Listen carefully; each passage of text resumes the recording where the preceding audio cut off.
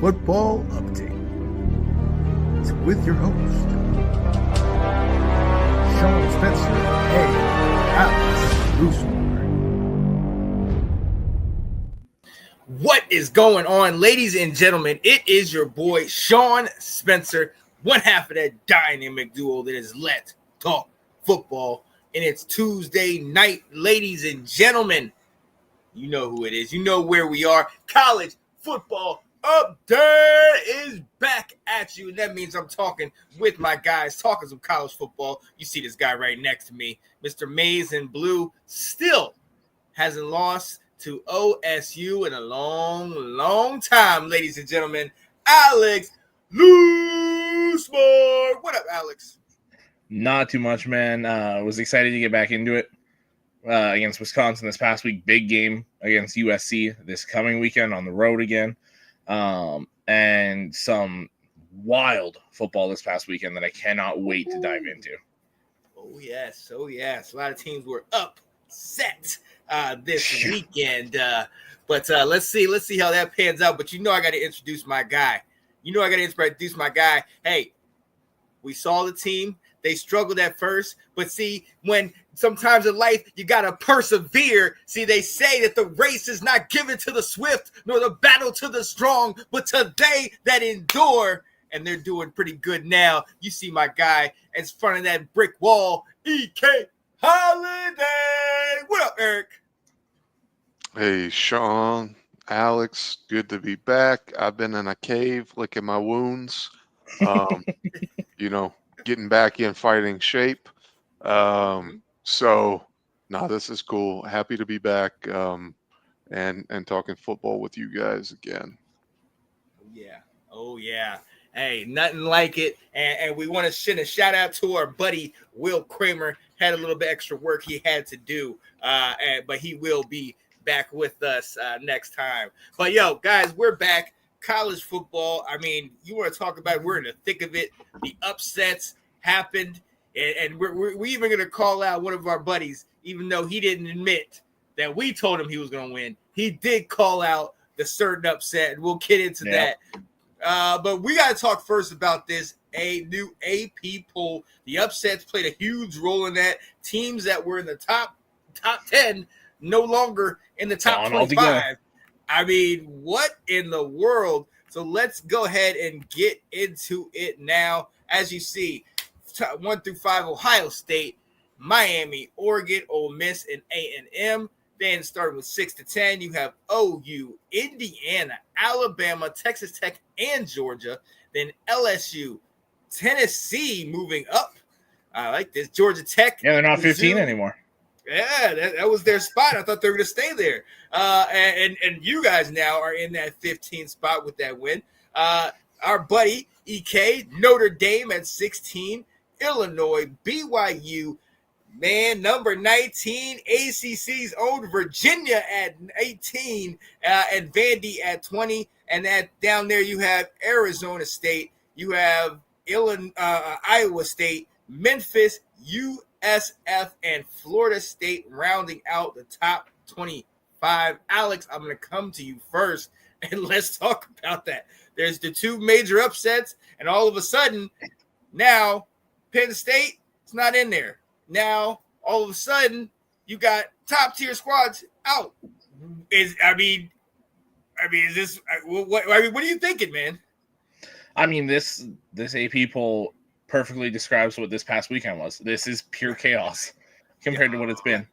I look at it, and first off, if you would have told me this top 5 would have been the way it was come the start of the season, I would have told you were insane.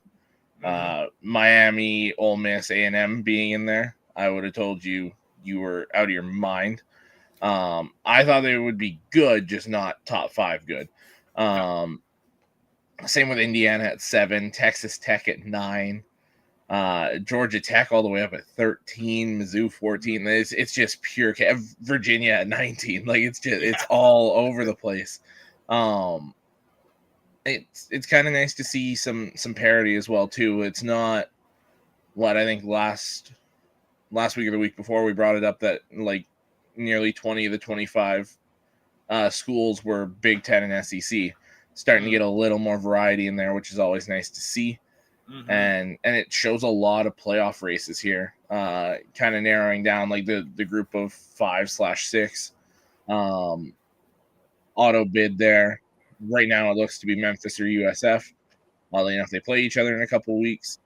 You can see multiple teams in the Big 12 in there, the ACC. So I'm excited to see where this takes us.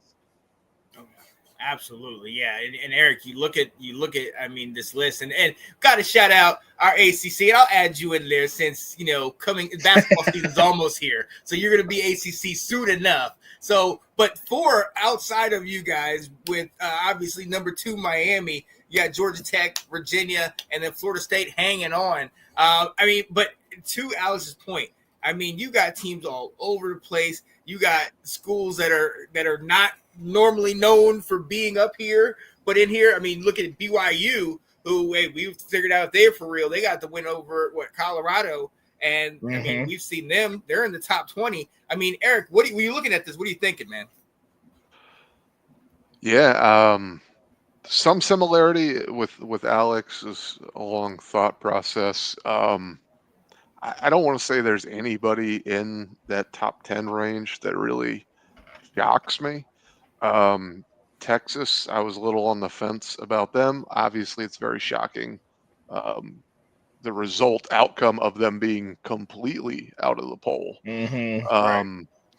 Same with Penn State. I mean, I definitely, from preseason, I thought Oregon was going to win that game, but I certainly looked at their schedule and I did not see 2 losses through this point in the season, even with that one being a guaranteed one. So there are some very, very shocking things. I'll be honest with you. Oklahoma, that is one I've ragged on for quite a while. They, to this point, have proven to be a very, very challenging team to deal with. Yeah. So I'm eating a little bit of crow when it comes to Oklahoma. I'm still not on this Indiana train. It just feels like smoke and mirrors to me. Somebody sell me. Somebody sell me.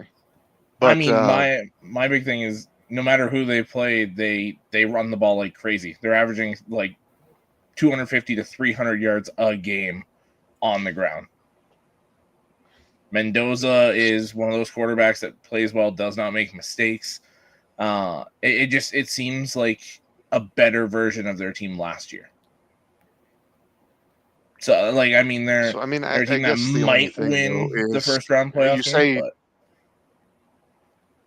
you say no matter who they played, and no disrespect to ODU, but that's ODU, Kennesaw State, Indiana State are 3 of the 5. Yep. Illinois, we don't know who they are yet because that was just a straight, excuse my language, ass whooping. Which that was wild. Yeah. Then they turn around and beat USC the next week. So. Yeah. So again, they've earned their right to be up there. I just don't know that I completely believe it yet. So let's see them get through this next end of the year stretch. I mean, we're going into Oregon this weekend for them. Yeah. I'm not going to judge them based off of Oregon. I mean, I won't let it hurt them. It can only help them if they play it close. That's how I feel about Oregon. I'm not gonna kill Indiana if they lose by 30 to Oregon. Oregon's really damn good, and especially in Autzen. Yeah, the only thing that bugs me, I think I threw in a chat that the couple of us are in, is I don't know how Illinois is where Illinois is. I'm not saying they should be out of the top 25, but they lost 63 to 10. Like, like put in some of these undefeated or these close one-loss teams above Illinois. But for the most part, I think everything is pretty fair with the AP polls to this point. So shocking or not shocking, the ACC stuff is really, really interesting though with Tech and in UVA. I've got a little soft spot for UVA, so I'm riding along there with you, Sean. Oh yeah, right in our neck of the woods. Right in our neck of the woods. But look, let's go home. Let's go to you guys. Michigan 15, Notre Dame 16. And Eric, let me come to you first. I mean, a lot of people had issue. Obviously, you were going through what you're going through, and when you guys are 0-2 and still in the top 25, now you guys have won a couple, and you're look the part. Do you feel comfortable where you're at right here, or what are you thinking? Well, I mean, with 2 and 5 being the teams that you lost to, and it's by a total of what, 4 points. Yeah. Yep. I'm not uncomfortable with it. I certainly I can look at some of the other schedules and I can go, well, we should probably be above them. We should probably be above them. On paper, we still haven't won a game that is deserving of a higher ranking, but when you go toe to toe to the final seconds with the number 2 and the number 5 team, Yeah. I don't know how you argue that some of the teams that are below us should be above us. Well, especially when some of the teams above you have had really bad losses. Yeah. So, and if I'm not mistaken, the number 2 and number 5 team both had to come from behind to get you, or at least I think Miami was tied with you guys, and they had to drive down late. I think we came back on Miami a bit. Texas A&M, you guys got the lead quick, but we missed an extra, or we did not miss. We botched an extra point snap, and that was likely the difference. I love Tyler Buckner, no hate. That's my guy. So yeah, and the problems that I saw even against Purdue seem to be cleaning up. The offense is a problem for people. The quarterback we've got is the real deal.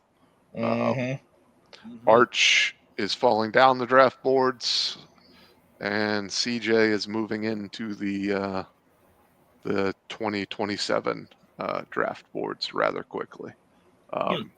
He is special. So that has been a fun ride despite the losses, but the team is coming into form, and I think at least giving some people hope that they're AP voters, right? Yeah. Oh yeah, absolutely. Now, and I'm coming to you, Alex. Michigan, you get the win over Wisconsin. I mean, you guys have looked good up to this point. What are you thinking? 15, middle of the pack?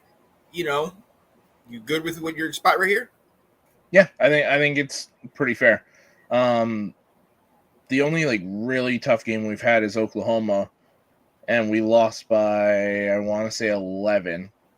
But Bryce's first game on the road. I think maybe my bias cuts that a little bit of slack, but this defense is great. Justice Haynes is special.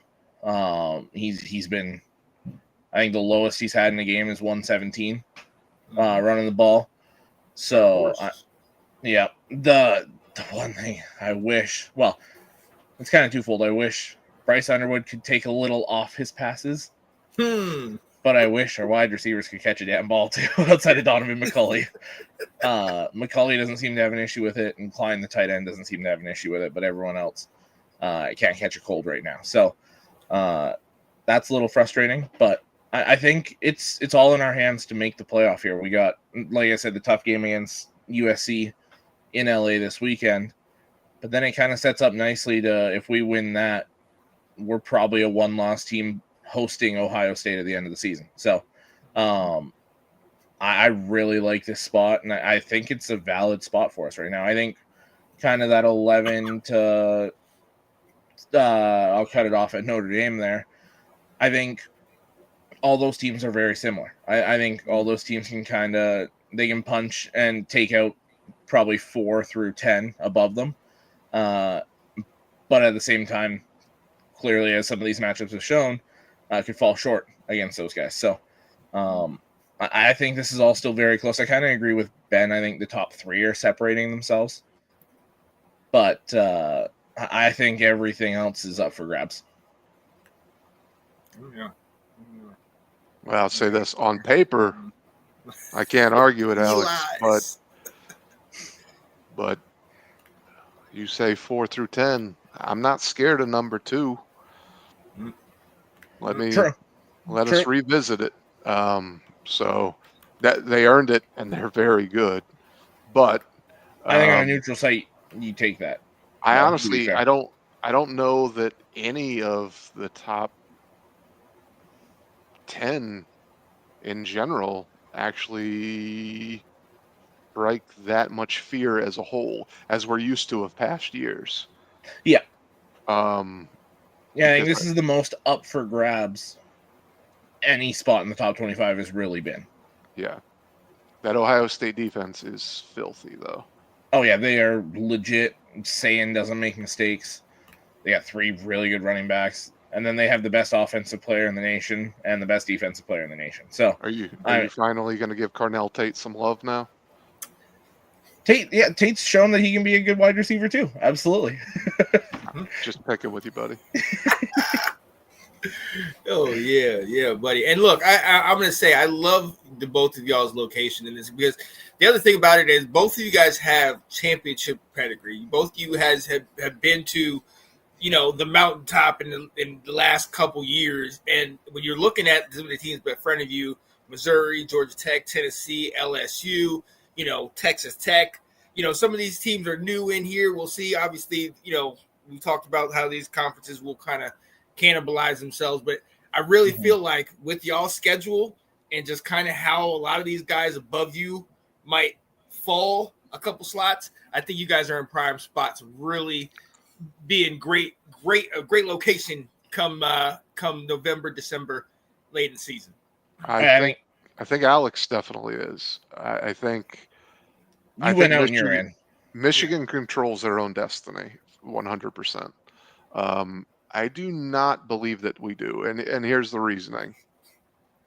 We need Texas A&M and Miami to continue doing well. That's number one. We need them to stay up there. And the meat is off the bone with our schedule. So there's not a lot of notches to put in the belt at this point. So I definitely would rather be here than 3 or 4 slots down. Yeah. Because I think that will ultimately help in the end. But I don't believe the win out and you're in. I think there's going to be a lot more at play, especially if Miami and Texas A&M end up taking some hits. I think that's going to hurt quite a bit. My thing is there's 8 SEC teams above us right now. You can expect probably at least 4, maybe 5 of those to fall out. I think they're going to tear each other apart so much that you might get a 4th SEC team in. But the issue with the SEC this year, and I always pick on them, but it seems like it's a bunch of really good teams, but I don't think there's any real great team in the SEC this year. Where there was that one where if you beat them, it was, well, we took them. They're the class of the conference this year. There's realistically, Texas can still win the SEC. Florida can still win the SEC. Like, those teams are both still in play. Say that one more time. Florida is still... I can't deal with this. Like, why are we still doing this? I literally said that one to get a reaction out of both of you. That was I got through yours, but then when Sean gave you the reaffirmation, that's the thing though, is there's still unranked teams in that conference that you could realistically say, yeah, I could see them in the SEC championship game. Yeah, that's where I think there's so many different variables that there's not going to be that many teams in the playoff for them. I would bank on 4. And then probably 4 from the Big Ten, usually 3 at least I think those top three in the Big Ten make it in, and then I think we do slide in as that fourth team. And then there's still the other. Well, I mean, realistically, that leaves only the auto bid. So I'm interested to see how it goes. But I don't see the SEC getting more than 4 teams. Yeah, I hope you're right because I want to keep winning and I want to see if we're a different team than we were. So But I think Notre Dame if you guys run the table, I think there's a strong argument for, especially if Miami and A&M are both playoff teams, being we lost to 2 playoff teams by a combined 4 points. the first 2 And games, yeah, and we've taken care of business since. I think that's a playoff team. I really do. I think last year's run adds a little credibility that wouldn't be there Absolutely. in previous years. So, but it's going to Yeah. be fun. But all I'm worried about is NC State, fellas, and I will be Yep. there. Yes. Nice. Yes. Do us Love a favor. Get that dub. I was definitely would have been there with you. Actually, I'm not going to be too far from you because are they're at your place, right? Yeah. No, they're at your place. All right. Yeah, no, I'll be in Carolina, but that's definitely going to be fun. That's definitely going to be fun. All right, ladies and gentlemen, we got to go ahead and move on. We're talking about that AP poll. Look, we had some crazy stuff go on this weekend, and it really has some of us, overreacted. If our buddy Will was on here, he'd be calling for coaches' heads. You saw him do it last week. All right, and there were some people, he was saying that on Saturday, get him out of here after this loss, and we talked about him. Penn State fans, you ain't got no right to come at me anymore because your coach, well, I don't know what happened in this one. UCLA upsets Penn State in a beautiful game. Wasn't that many people there because nobody thought that this was going to happen. But it was a beautiful, beautiful upset. Shout out to Jerry Neuheisel, son of the great coach. He was told on Tuesday he was going to be their play caller, and he did. That was a masterful game. Made Nico Imaliava look like the guy that we thought he was prior to it. Yeah. 2 passing touchdowns and a rushing touchdown. They did the unthinkable, handed Penn State their second loss. Now I'm going to come to you, Alex, first and ask the question, is this an overreaction in reality? UCLA's upset over Penn State is going to turn around their season. It's an overreaction. They played very well. This is a tenfold of what we said about Virginia's win over Florida State, where it's that big team left on your schedule. You go punch way above your weight class and take care of business. Penn State as a whole played terribly. I mean, I'll put this into perspective. I mean, you can't get any worse than what they were. When they finally got a lead in this game, that was the first time they had a lead this entire season. They had not led for a single second before Saturday's game. So, I mean, I think, and there was so much emotion. I can't remember the coach, one of their great coaches from a while ago. His wife had passed away. The coach has already passed away, but they honored her. If you saw the heart with the initials on the field, it was her initials. So there was a whole thing about that. So there was all the emotion behind UCLA going into this. Penn State thought it was just another game, and they got waxed for it. So I think it's an overreaction. Yeah, EK. Yeah, I'm gonna do that crazy thing where I kind of hedge. It very well could turn around their season, but the definition of turning around their season, I guess I don't think they're gonna go 500 the rest of the way. But they were 0-4, and maybe now they sneak out 1 or 2 more wins on the year. So I definitely think that the leadership change made a difference, or else they don't pull this game off. even with the fact that, again, I'm on the overreaction side as far as I think Penn State, they lost to Oregon. Once they lost to Oregon, they were down in the dumps and they weren't focused. And they said, well, we're going out to UCLA. They suck. Yeah. And I think UCLA is like, our coach just got fired. We're going to do everything in our power to Freaking come everybody together. got fired. Yeah. They came together. Yeah. So, but, you know, it can only get better for UCLA from where it was. Mhm. So, I think it'll turn their season around in a fashion, but you know, Yeah. they're not going to a bowl game. Yeah. Got one more thing to add in, just to take a little stab at Penn State here. I forget his name, but UCLA's interim head coach here now has the same number of Big Ten top 10 wins as James Franklin. They both have one. Wow. Oh, that's funny. You know, Come on. Will Bang, bang. would have fired Franklin already. Oh yeah. He wouldn't have made it into this game.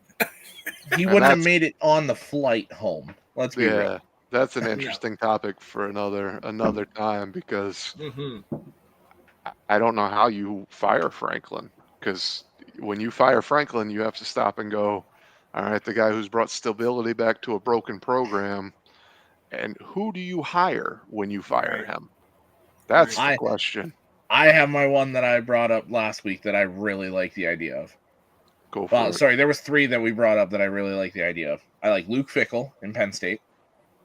Well, he's not getting Penn State with how Wisconsin's doing, so you can just eliminate that. I was just like, I like that. He might not have a job. Yeah. He might be available. The other two, I think, would be realistic jumps for these guys, given how they're doing at their programs.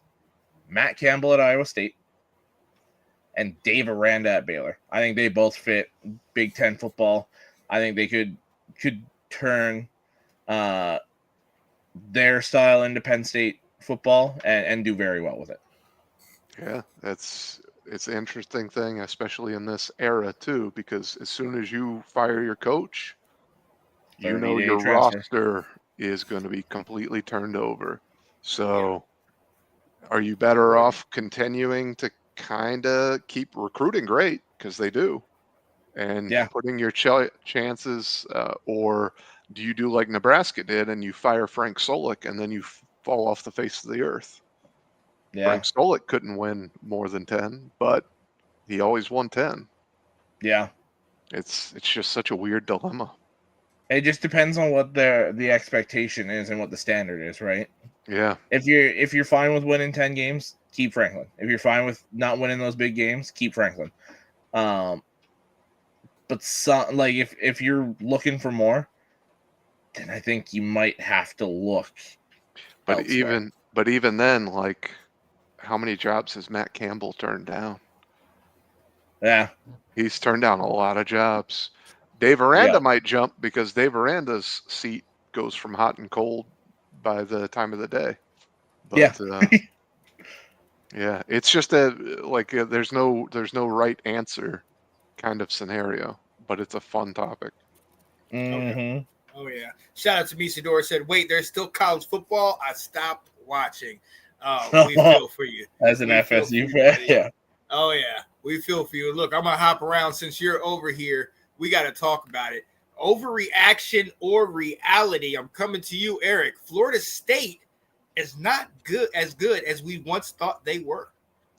I want to say after week 1, I got some crap for saying I don't know that they're that good. Yep, that's fair.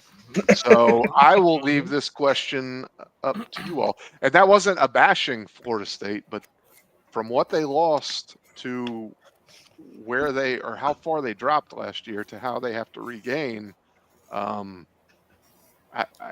guess I just thought it was unrealistic that they were going to be as bad as they were this year and then all of a sudden be contending for the ACC. With that said, the 2 teams they've lost to are pretty decent. Mm-hmm. I mean, Miami is one of them, and it was a pretty close game. and UVA is No slouch. very annoying this year. So Yeah.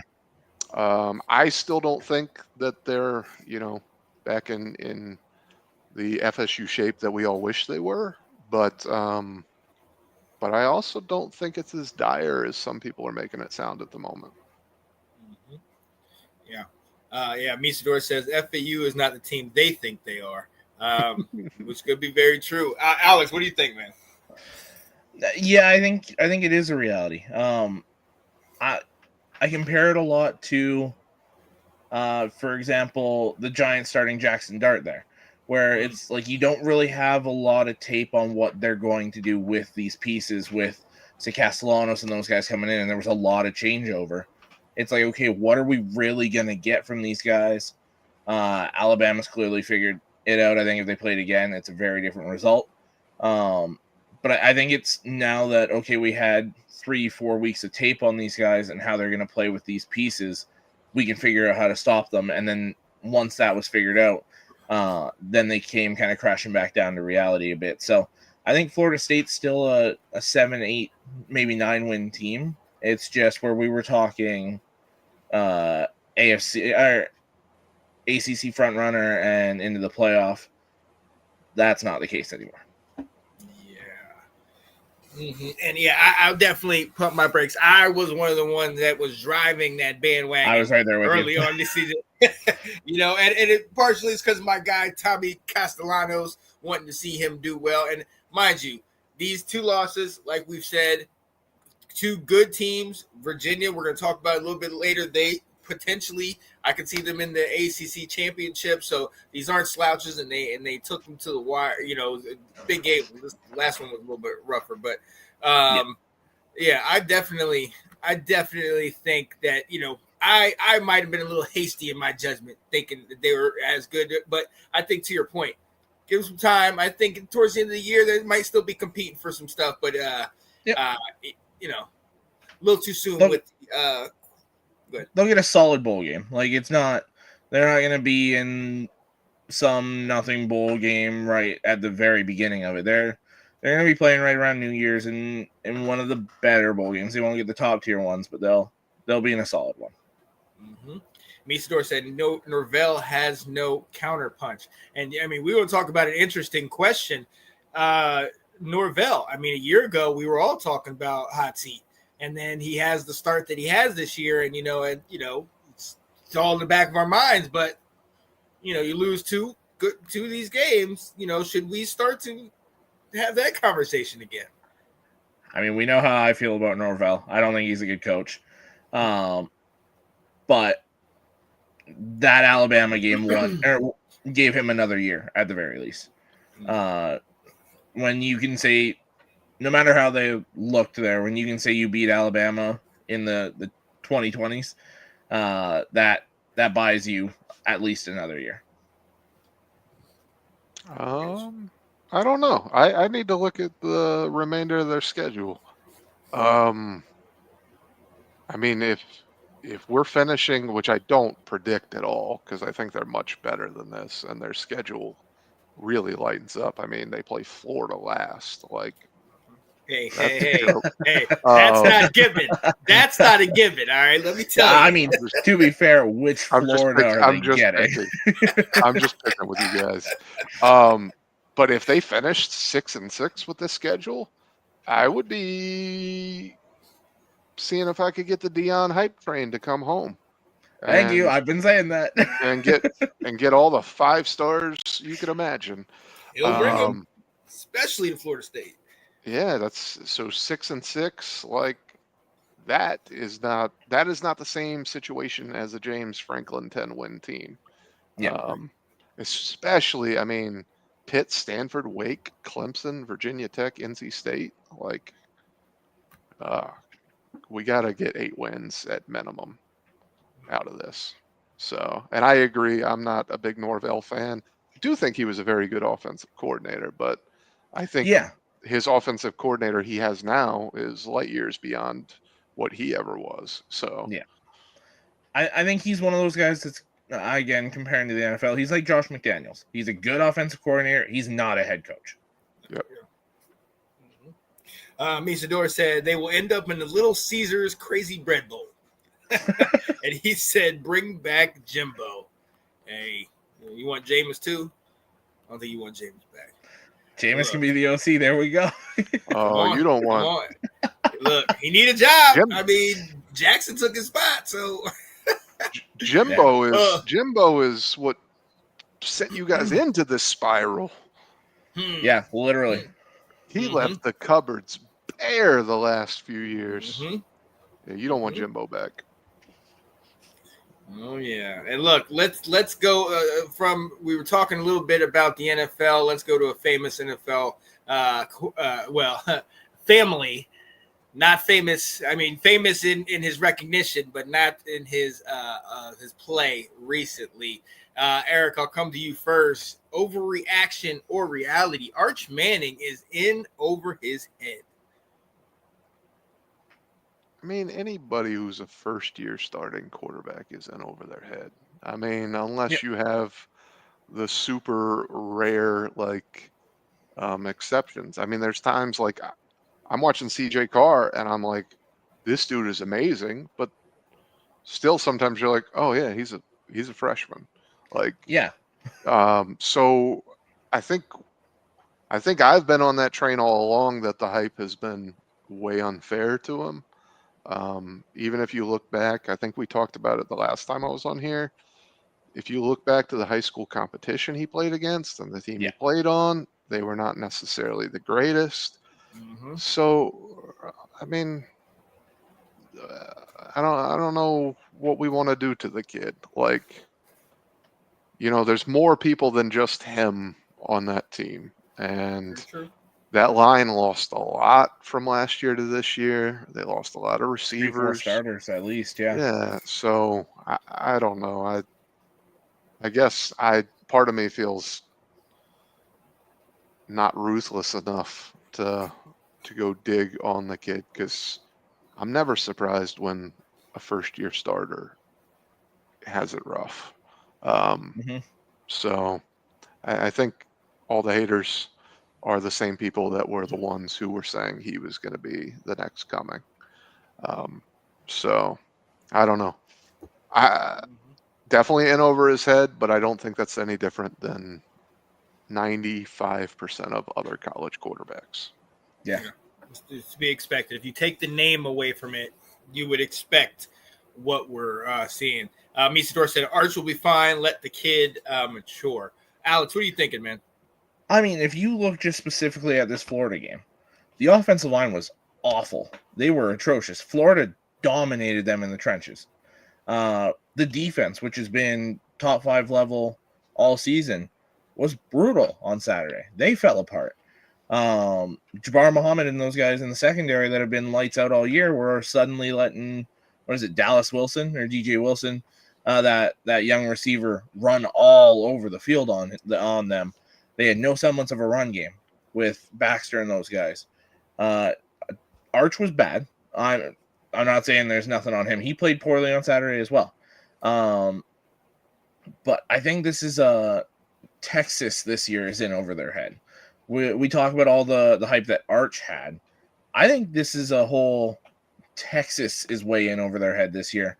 I hate to dig more at Penn State, but Sark is quickly appearing to be the SEC's James Franklin, where it's just like they very similar records, smaller sample size for Sark, but very similar records against those elite teams, the top 10 matchups, those kind of games. He doesn't do well in those. They're really good at, for the most part, beating the teams they're supposed to beat. This weekend was not one of those that they showed up in a game they should have won. But I think this is Texas as a whole falling flat this year. This isn't just Arch. This is Sark's play calling has been bad. The defense has been hit and miss. The offensive line has been bad. The running game is non-existent. We've seen these other schools be able to kind of reset after losing so much. Texas just hasn't shown the ability to do it this year. Yeah. And it stinks to see, but it's to be expected in that situation. I almost wonder, Eric, you talked about him, not playing the the best competition. What if he went to a smaller school? What if he went to one of those schools in the American or one of these schools, and even I don't want to say the MAC because he might get tortured. No, every I one thought of those teams. when you paused, I thought you were saying the ACC. I thought you were digging at yourself there. No. But I mean, we used to be QBU the last couple of years, but I'll move on. But I mean, what if he is on one of those other teams where the talent is more their level? Like, I think you move him to a different team in the same conference, and it's a completely different deal. I mean, Yeah. if you want to just go look at the dude's numbers, it's not like he's been like like he's played winnable football in every game, even if it hasn't been a good game.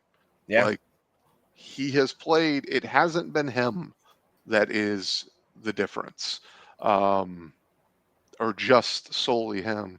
So I don't know. I think you could move him to a different squad, like even in the SEC. I mean, because If we you all had know him at Ole Miss right now with Lane Kiffin and what he's been doing with Chambliss and those guys, good God, Ole Miss would be even more disgusting on offense than they are right now, just because of the raw talent, right? Like it's well, in Lane, I mean, Sark has had some good years, and we know he gets this this credit that I don't know that was ever quite due for him to be anointed one of the like great minds.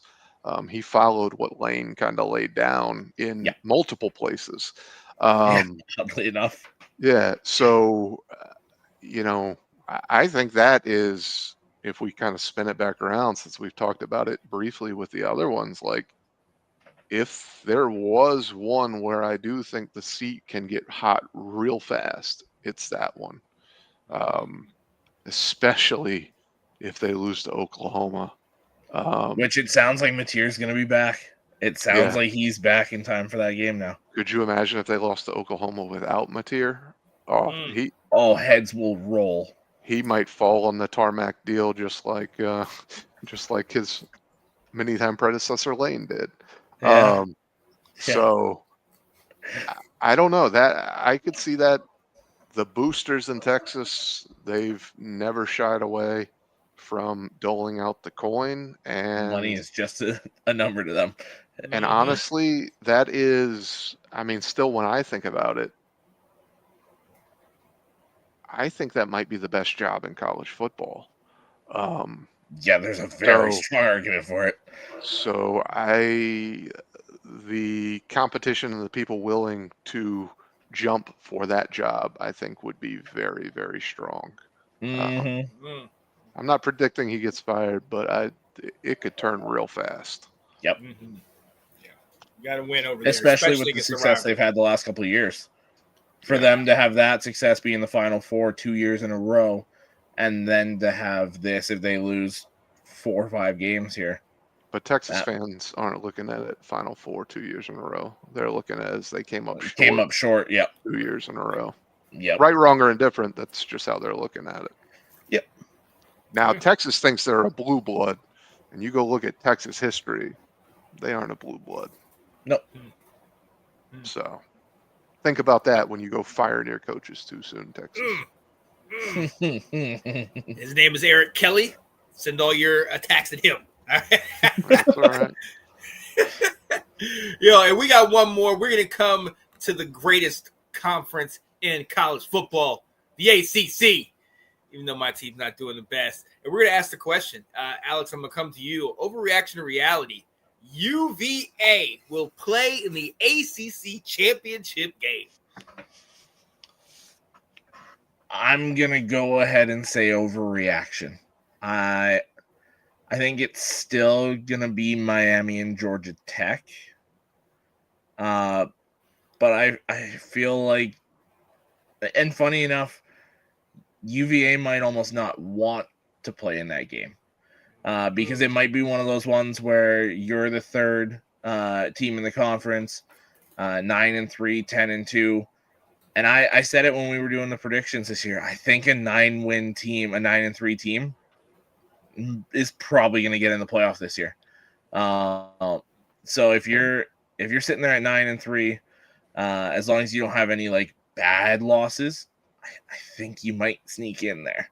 Yeah. Do you want to be the team that gets stays at 9-3 and looks good, and you had a case to be in the championship game, or do you want to be the team that gets into it and then gets slaughtered?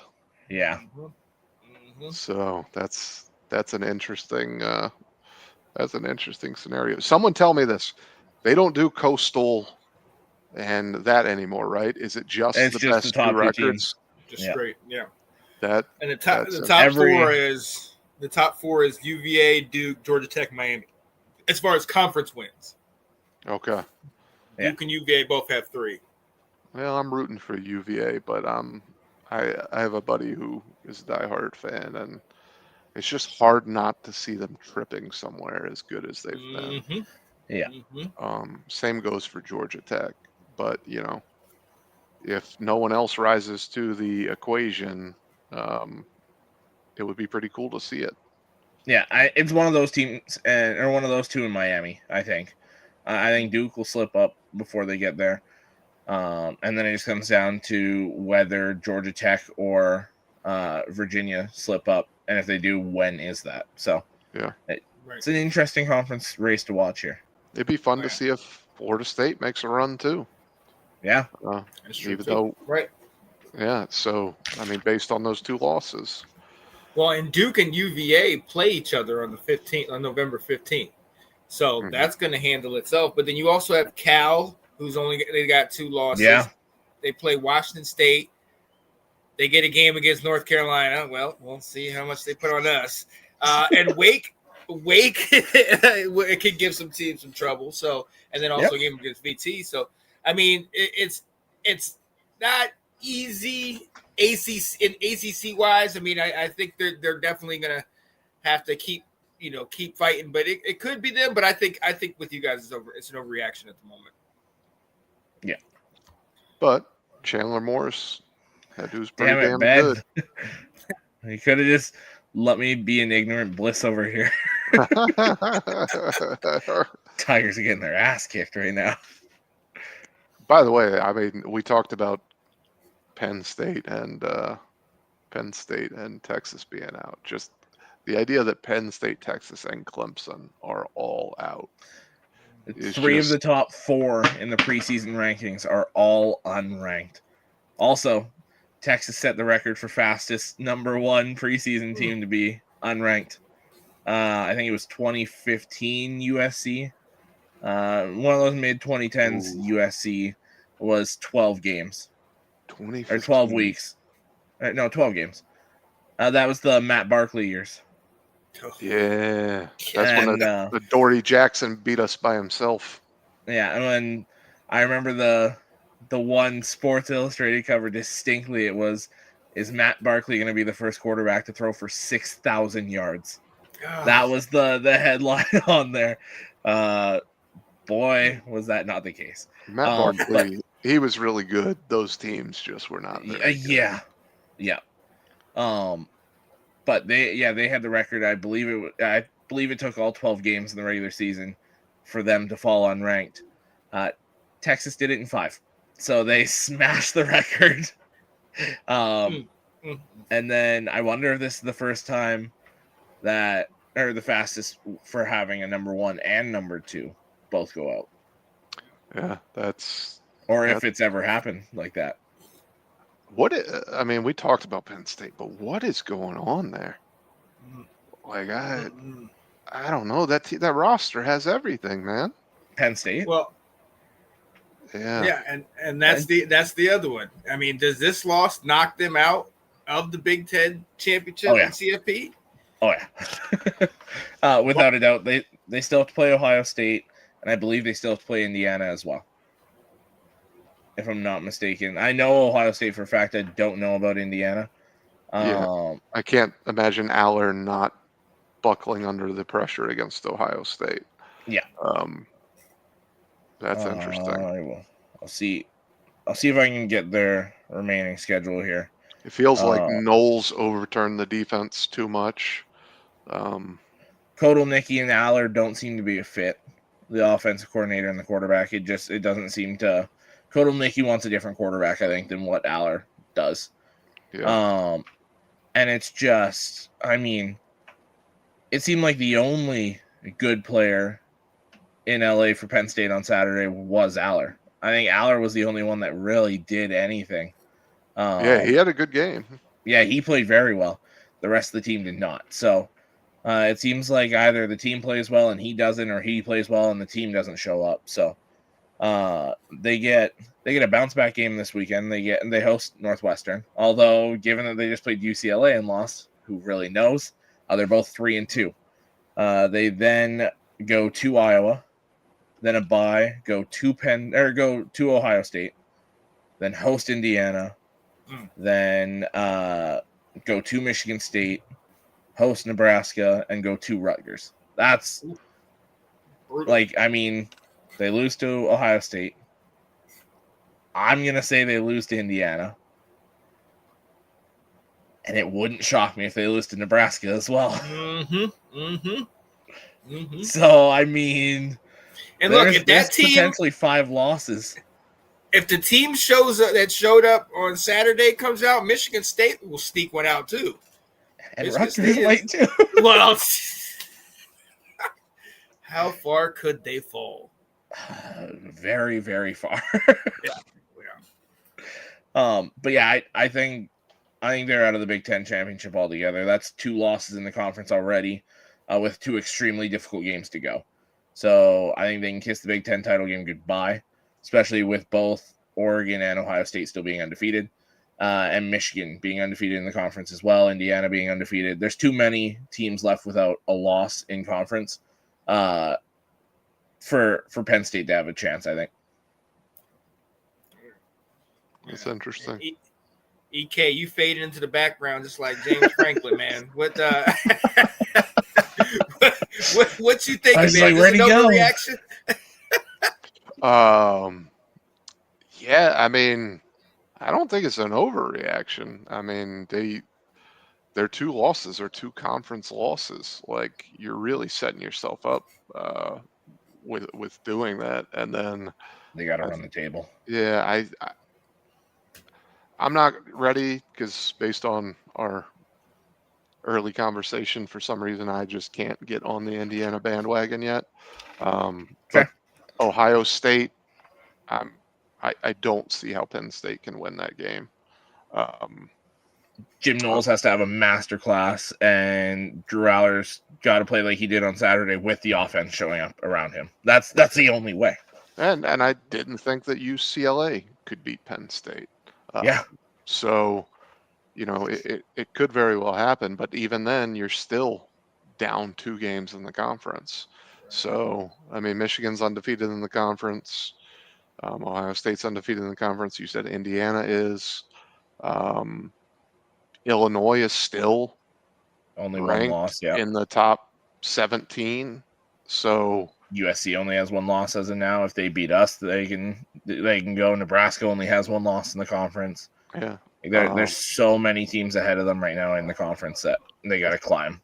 It's going to be really, really hard to claw out. And then UCLA only has 1 loss in the conference.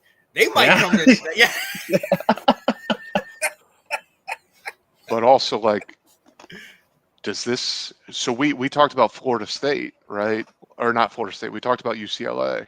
We talked about the fact that does this turn their season around? Well, does this it crumble for Penn State? Yeah. Does it all just fall apart for Penn State now? Like, it wouldn't shock me. You're 0-2. Your coach pretty much after the game. I have to send you. I'll have to get it to you. I should have got it to you before the game. Todd McShay throwing expletives around like I've never seen him do before. Wow.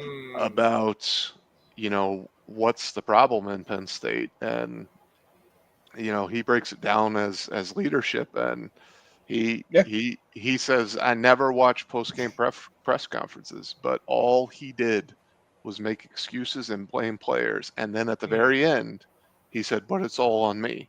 After he spent all that time saying how everyone else wasn't doing it right. So, well, I mean, here's the thing, especially for could this tank the rest of their season? there was a lot of guys that could have gone to the NFL last year that didn't. Is there a lot of those guys that start to be like, hey, I'm done. I'm getting ready for the pros. Do they go early? So, I mean, there's strong potential for a lot of these guys to kind of avoid hurting their draft stock and just go get ready now. How many young guys haven't played 4 games yet? Yeah. There's a lot that could blow up here for Penn State. Yeah, I mean that's a real problem if guys start saying, you know what, I'm gonna preserve a year because I'm gonna transfer out. Yep. They can do that. I mean, man, oh man, with this playoff, this CFP format now, and I mean we only had the 1 year so far with the 12 team, but when's the last time we saw so many teams that we were like, these guys are locks for the playoff, that now it's like I don't see a path for them. Like there's a lot this year. Yeah, no, absolutely. And to your point earlier, it's the parity is surprising. Like the extent of it is, yeah. I almost thought, I mean, I think you were more along the lines of that parity would come with a lot of the changes that happen. I was kind of more of the line that I thought the rich would get richer, and that has happened, but it hasn't panned out to make it more successful. I never thought that you could just go to the transfer portal and create a team and be successful. I thought that's a basketball thing. You can't do that in football. And look how many people are doing it with football. Yeah. Indiana made a playoff team through the transfer portal. Like, absolutely. And they did it again this year. Like, to your point, it could be a back-to-back one. I mean, yeah.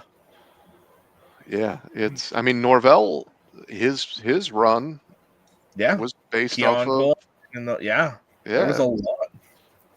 So it's. I don't know. It's very, very fascinating. Just house of cards everywhere. Yeah. And everyone's literally sitting there pushing against their cards right now. And it's just like Penn State is watching theirs tumble. Texas is watching theirs tumble. There's a lot of schools. There's probably about 75 schools that are still sitting there pressing. Like, when's it going to fall? So I think it's made college football that much better, though, that we can see weekends like we just saw. And, oh my God, UCLA, who hasn't led for a single second, can beat the brakes off a top 10 team. They're just Florida being so up and down, and then hosting Texas and taking them down. Florida State smoking Alabama, and then going to UVA, who none of us really expected to be that great, and falling flat. Like, there's just so many examples in the first 6 weeks of college football that I think it's a big thing of what's making this sport continue to be great. And that's the beauty of this sport too, is that it is 18 to 22-year-olds, and you take a hard loss, you get down on yourself. Especially with social media nowadays too. Yeah, or you look at the other team and you hear how bad they are, and you go, maybe I don't need to put in those extra reps this week. And how quickly that catches up with teams is just, it's not something that happens in the pros so much. Yeah. Well, I mean, you even think back to Miami beating Florida last year in their stadium, and all the recruits they're hosting being like, don't go to this school, stay in state, come to our school. Like, it's just, there's stuff like that where it's just like, oh my God. Like, Yep. It's just going to get crazier. It's just going to get crazier.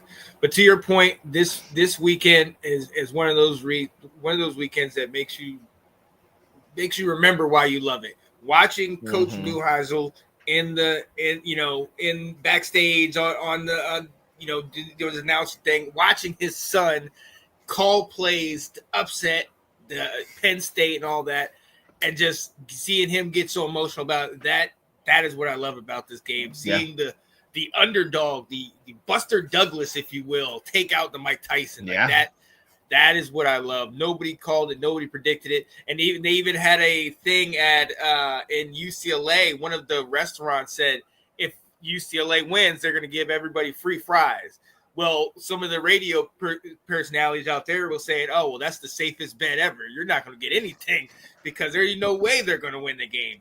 And then we didn't they even won discuss the game at all last week. It was just like, oh, Yeah. Penn State's playing UCLA. Move on. Like, it was I didn't even touch that one. Does that make me crazy? That's how it was just so far out there.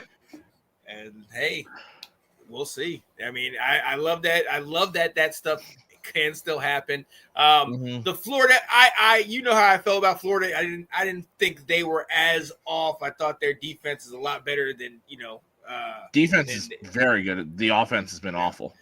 If they can get any play from decent play from that quarterback. Yeah, bring up Florida. He goes into hiding behind as well. I didn't say they were back. All right, come on. I didn't say nothing.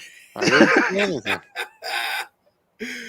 Although I will say, right after that game, I don't even think they had posted the score to ESPN yet, and Alec had a voice message in my inbox there.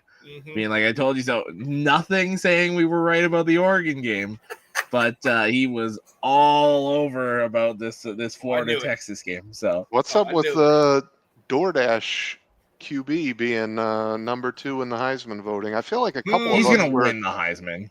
I feel like a couple of us were pretty high on him, weren't we? Yeah. Huh. Just a little bit. Just a little. I had him as my number 2 till Mateer got hurt, and then Dante Moore, he's playing so freaking well, man. Like he's he's doing everything right.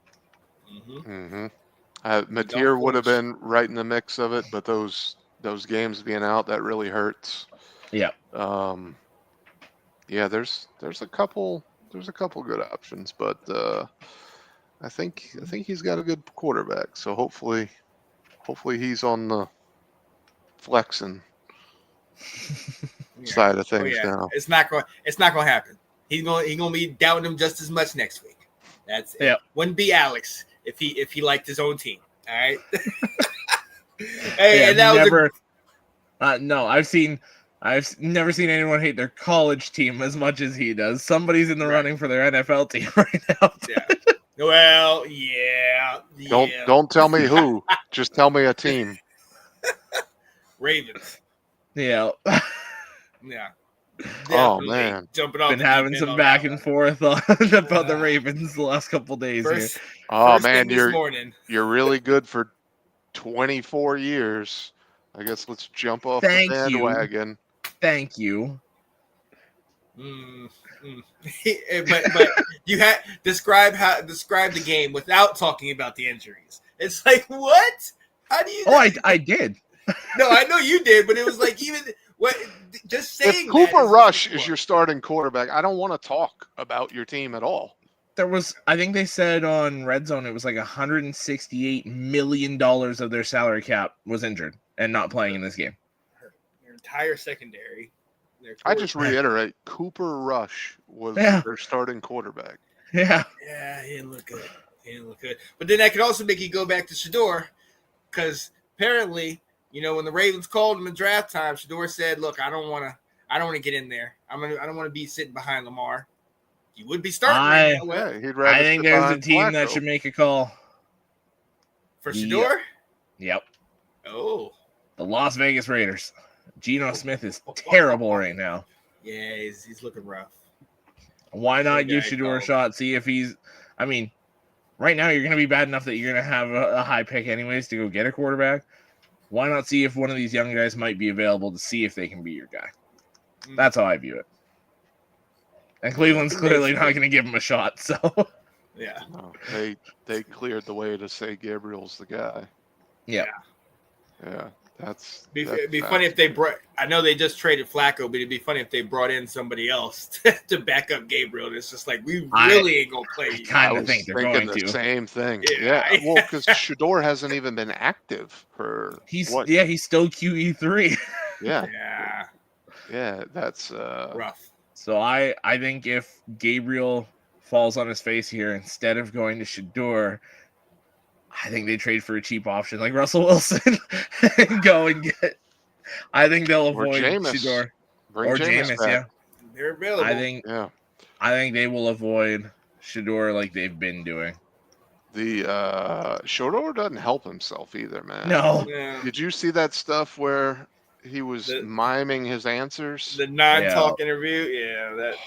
Man, but I mean, man. at the same time, why are I we think he's- constantly interviewing the third string quarterback? Like, what are we because doing? he's gonna do shit like that.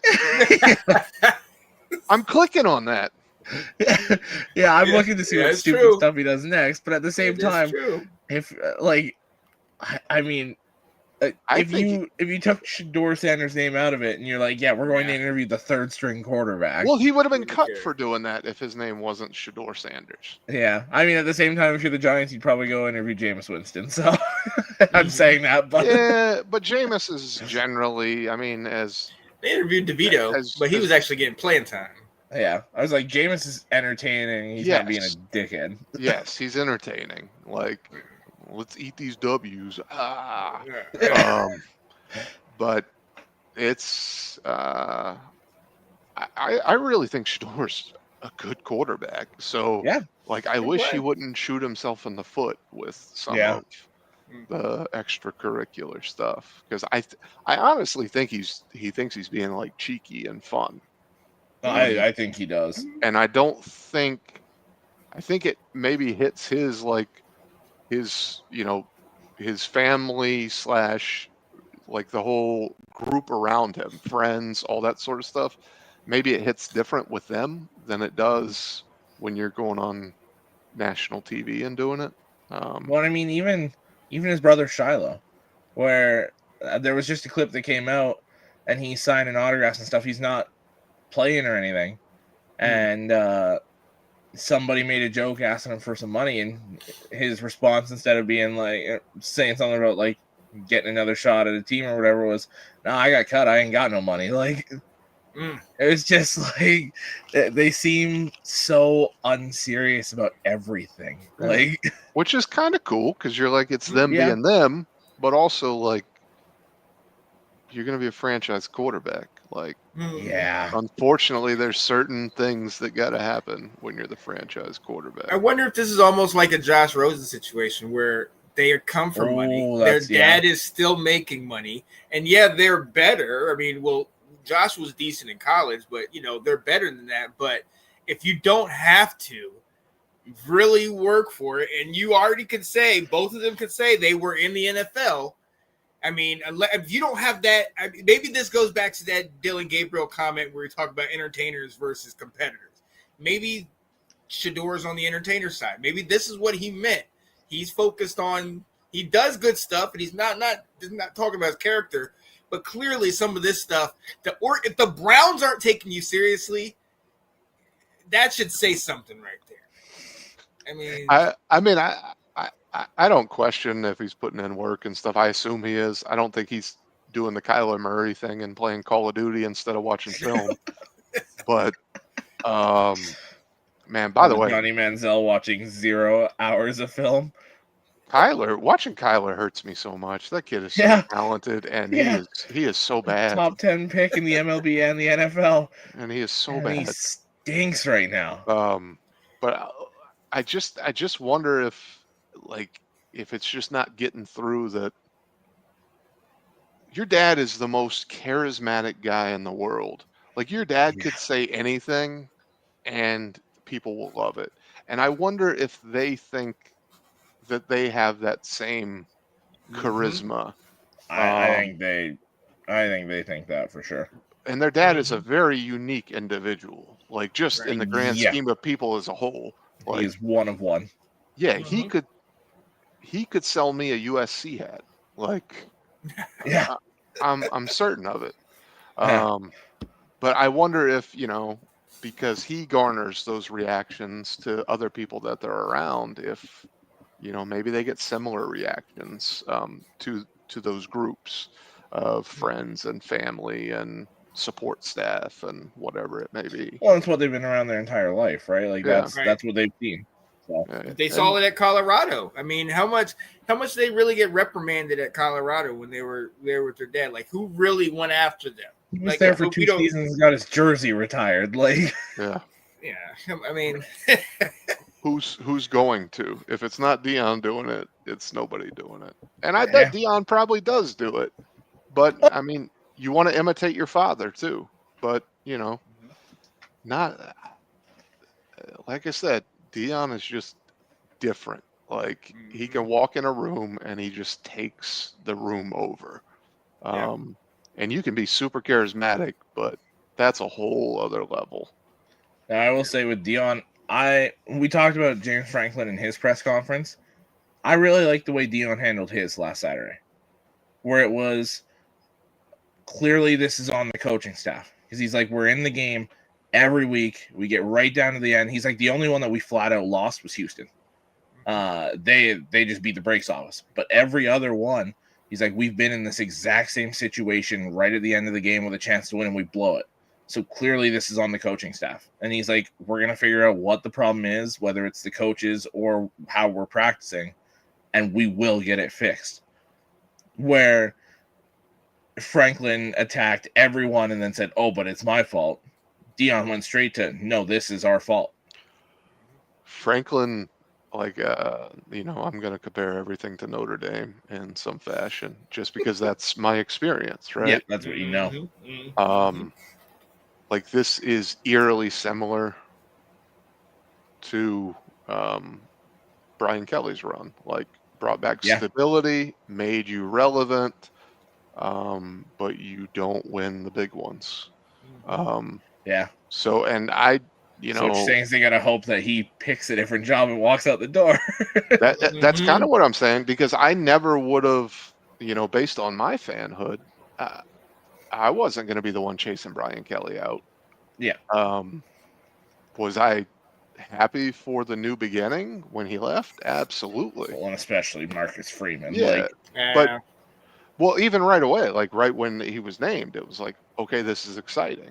Yeah. You could already see what he was doing recruiting. You could see how the players reacted to him. All this that stuff. was my big one, was how the players reacted the second he walked in that door. But I wasn't, well, I just mean in the season as the defensive coordinator. Like, you could see it. But, I wasn't going to fire Brian Kelly for Marcus Freeman if you asked me. Yeah. So it's such an interesting dynamic there. Like, I don't want to be back where we were with Charlie Weiss. Like, and I imagine that, Penn State fans are thinking, I don't want to be back where we were when Sandusky stuff happened and Bill O'Brien was trying to pull us out of the dredges. And it's just such a tough thing when someone has done good things for your program, even though they're a bit of an asshole. And Brian Kelly is every bit of an asshole. I still love him, and I still respect what he did. Like, but without him, you don't get to where you are right now. Oh, he does the same exact thing. Like every press conference they lose, he'll tell you about what player did this, what player did that, but it's my fault. Yeah.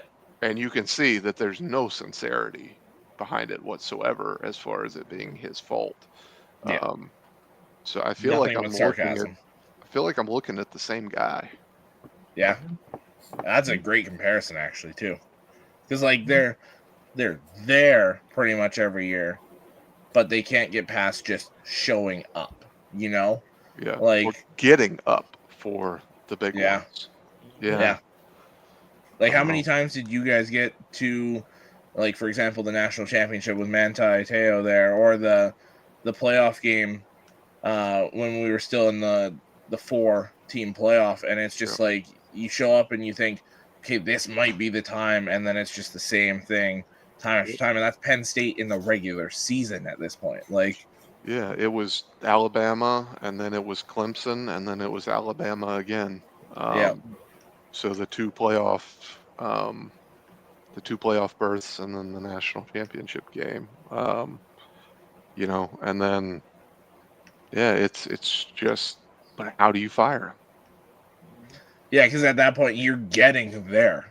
Well, you're right. You're right there. Yeah. Mhm. Like, oh, if I just get the quarterback. Like after losing to Clemson, it was like, oh man, if Julian Love hadn't gone out, we were just a Yeah. little depth on cornerback away.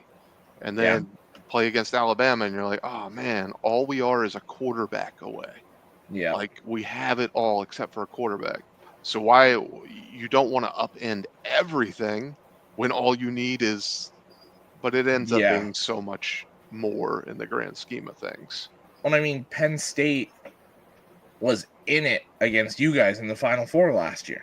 Yeah, Penn And State last year and this year, if they had McSorley, they probably Oh, win yeah. the national championship last year.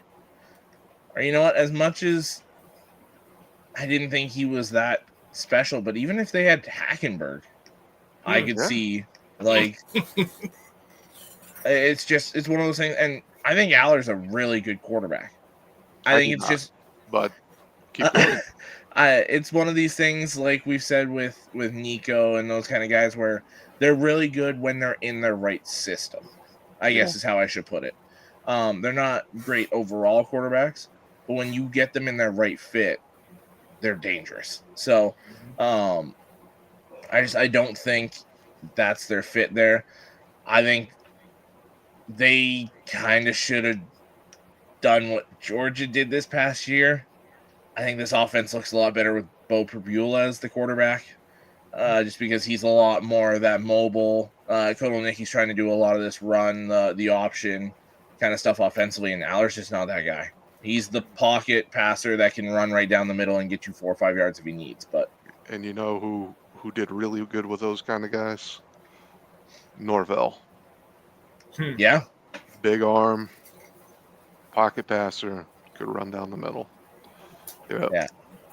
Oh. Yeah, Okay. Aller at Florida State would be nasty. I truly think that. But you're not saying, just to be clear for anybody if they are watching, you're not saying Georgia did the right thing. You're just saying that Penn State should have done what Georgia did. And Colin is watching. Georgia absolutely made the wrong decision there. That's not me saying it. I'm just. I will flat out say it. Georgia made a mistake. Who's the other Heisman favorite that isn't Dante Moore? Carson Beck. Carson Beck. Oh man, I didn't realize that. Thank you guys.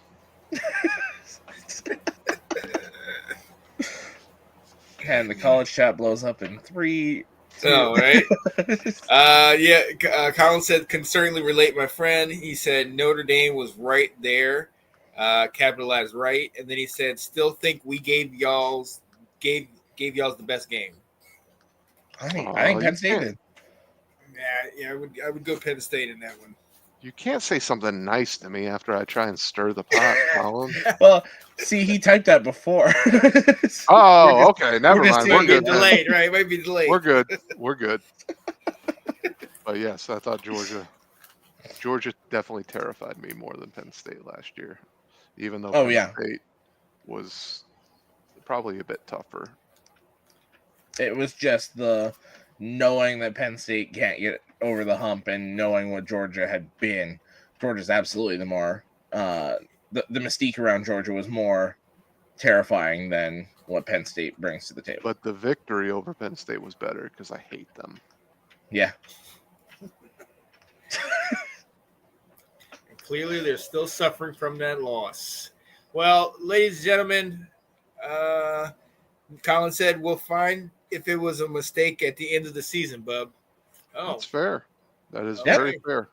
You cannot argue that. Yeah. All we can say is right now what it looks like. We can't definitively say until we see how all the cards fall. Yeah, absolutely. Like it definitely, being a Heisman front runner through half the season doesn't mean a ton. Yeah. And I mean, how much better would, we don't know that Carson would be good in Georgia because they look like they're running the ball. Their whole offense is run, mobility, stuff like that, and that's not this game. And I think Colin will, confirm this, but like wide receivers got to catch the ball. Like it True. doesn't matter. True. Yep. I mean, Yep. I forgot I was going to say this earlier. Colin, Anthony, you guys can rest easy. Michigan now leads the nation in drop passes as of now. we're the best at not catching the ball right now. well, yours is a little different because they got Brett Favre throwing the ball, dislocating their fingers. Yeah. So I give them a little bit of credit. Like their career is on the line when they catch a football. Yeah. Kyle said 100. Oh yeah. I still think here's my ending debate, or not debate. Here's my ending note for you, Alex. I like my quarterback more than I like your quarterback. I think at this point now I would agree. I think Carr having that extra year, having that year to sit has absolutely benefited him. The Carr poise, right now is a better quarterback than Bryce. The poise, the accuracy, yep, and the touch is just. But obviously, I know that Underwood's like ceiling is something insanely different. High, yeah. And he like just turned 18 a couple of weeks ago, so he's young. Higher ceiling, I would say higher ceiling, and then Carr has the higher floor. Oh, absolutely. Yeah, I can see that. Yeah. I can see that. Collins shot back, but y'all can still beat Bama. Damn right we can. So can Florida State. So what does that say? Now I don't know if he was talking to you though, Eric, which would then be a shot at y'all. Oh well, I mean, I'm not worried about talking Notre Dame. Oh, well, I mean, I guess that's an easy one that Alex always pulls on me. We beat Georgia. Yeah. Circle. We can circle it right on back. That's what Alex always does to me, and there's nothing I can say.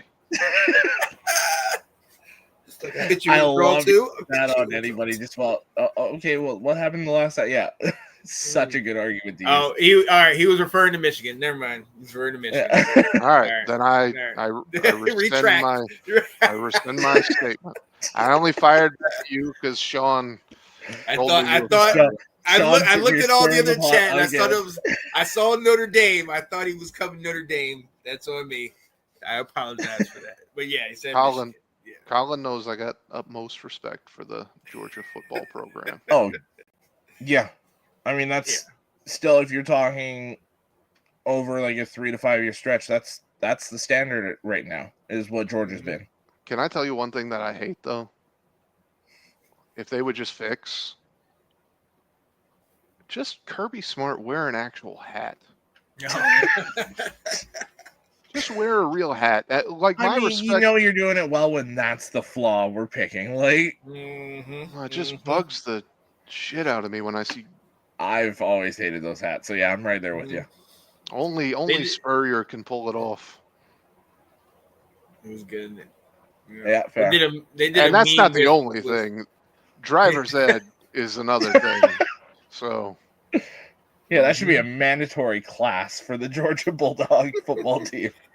They've been good of late, give right? Rides.